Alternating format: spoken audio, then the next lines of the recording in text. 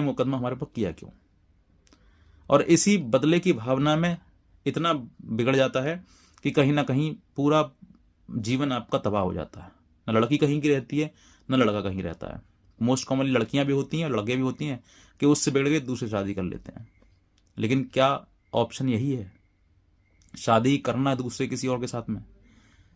आप कोर्ट में जाइए, आज ही प्लेंट लिख के दे दीजिए, आज ही आपकी एक्सेप्ट हो जाएगी, तारीखों पे आप चलना शुरू हो जाएंगे। एक क्या, दो क्या, तीन क्या, अब जितने भी जो महिला को कानून दिए गए हैं, दहेज का, मेंटेनेंस का, घरेलू हिंसा का, ये तीनों कानून आपके फेवर में है। आप आज ही जाइए, वकील को बताइए अपनी कहानी, लिखवा दी जाएगी और उसके बाद कोर्ट में, न्यायालय में पेश कर दो, दायर कर दो, लो जी हो गया मुकदमा। तो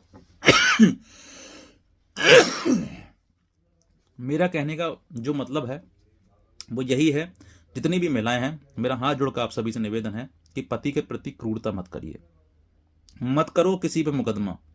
जिसने जैसा किया है वो वैसा झेलेगा। तुम उससे अगर बदला नहीं लोगे या तुम उसको दंड नहीं दिलाओगे, भगवान उसको दंड देगा।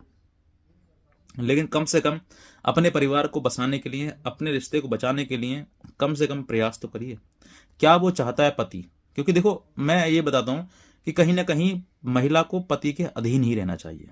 ये नियम भी बनाता है कि जवानी में अपने पिता के अधीन रहना चाहिए, शादी के बाद पति के अधीन रहना चाहिए, और वृद्ध अवस्था में अपने पुत्र के अधीन रहना चाहिए। ये नियम भी कहता है।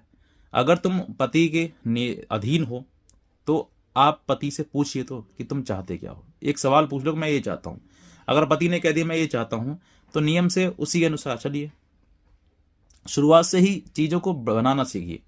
अगर शुरुआत से ही चीजों को खराब करना शुरू कर दोगे आप, तो कहीं ना कहीं भविष्य में ऐसा होगा कि आप मुकदमा, कोर्ट कचहरी कितना भी कर लेना, आपको वो व्यक्ति नहीं मिलेगा जिस व्यक्ति की आपने उम्मीद की है, जिस व्यक्ति से आपने शादी करी है। तो इसलिए मैं कहना चाहता हूं कि किसी को दुख मत दो। आप जो दोगे वही वापस आएगा। अगर आप दुख दोगे तो दुख वापस आएगा, सुख दोगे तो सुख वापस आएगा।